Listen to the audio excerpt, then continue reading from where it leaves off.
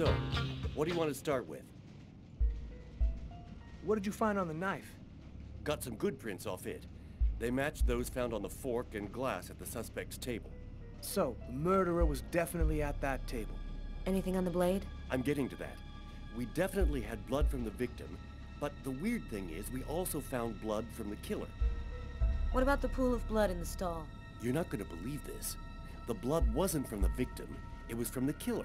What was he doing bleeding in the stall? I have absolutely no idea. Frank found a book on one of the tables in the diner. It was Shakespeare. The Tempest, I think. Did you check for prints? Yep, and they matched the ones on the fork and the glass, so it was definitely his book. It looked like a fairly old book. Maybe we can get some more stuff out of it. So, what do you think about all that? I don't have any explanation for the blood in the stall. The victim could have wounded the killer during a struggle, but it doesn't make sense that it would be in the stall. It's as though the killer wounded himself. Hey, why not? You get clumsy fools in every other profession. Why not killers? That's kind of a flimsy explanation, Garrett. To each his own, Carla. I do the testing, you figure out the reason why. Thanks for your help, Garrett. See you later. So, what do we do now? You go take care of the composite. I'm gonna go check with the coroner and see if he got anything from the body.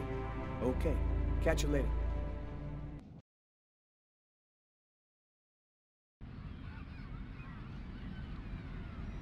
When Marcus and I were kids, we were inseparable. He's the one who took care of me after our parents died. We kind of grew apart after he became a priest. But he's still the only person I really trust. The only one who might believe that I had nothing to do with all this mess.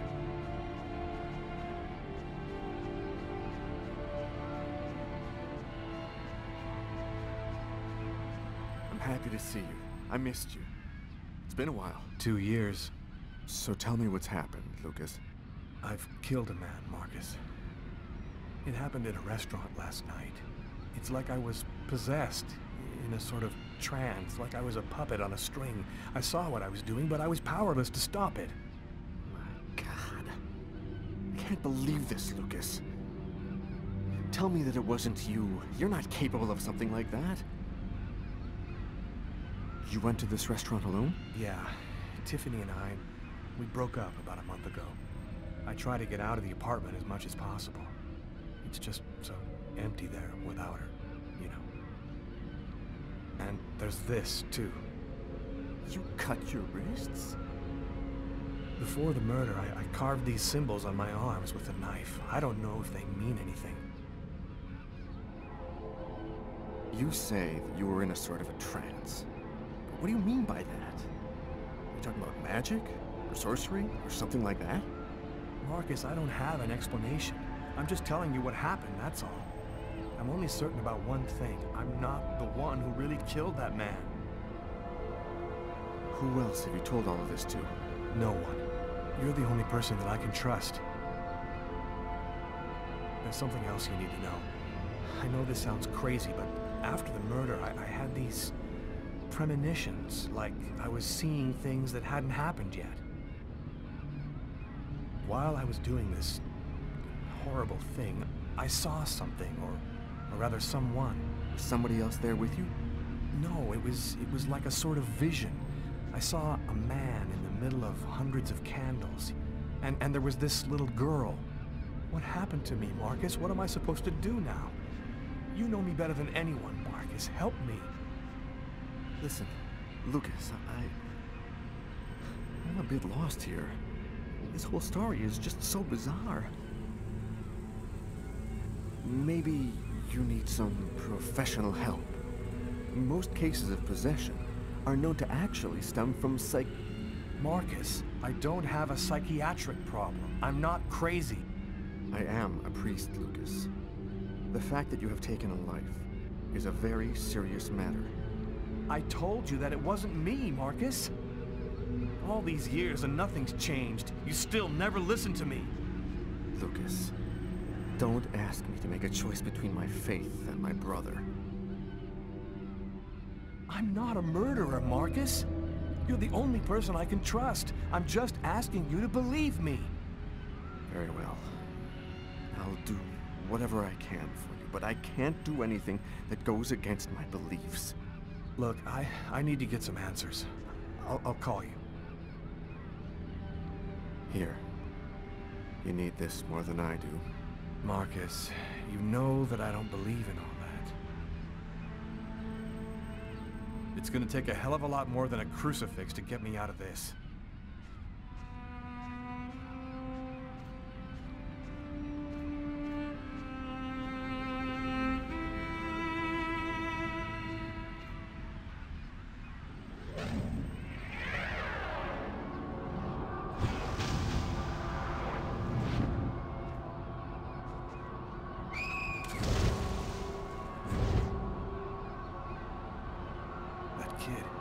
He's gonna slip on the ice.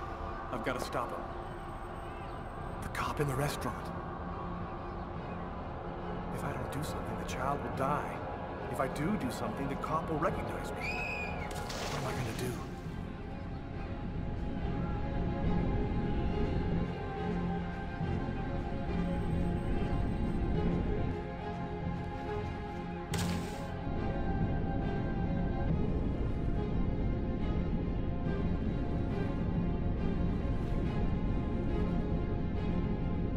There he is.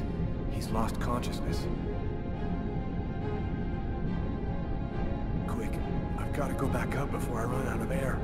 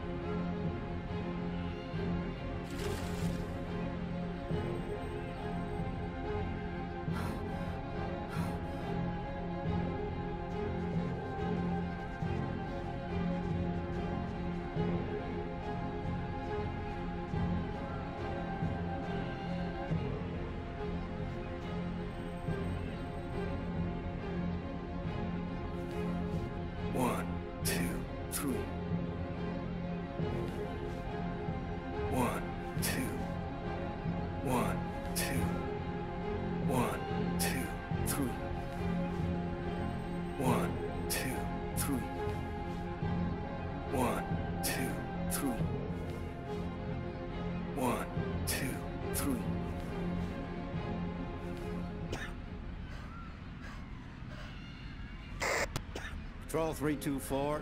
Kid just fell into the water. Send an ambulance right away. Man, what courage. The kid would have died. That guy's a hero. He dove into freezing water to save the kid. The kid never would have made it out of there without him.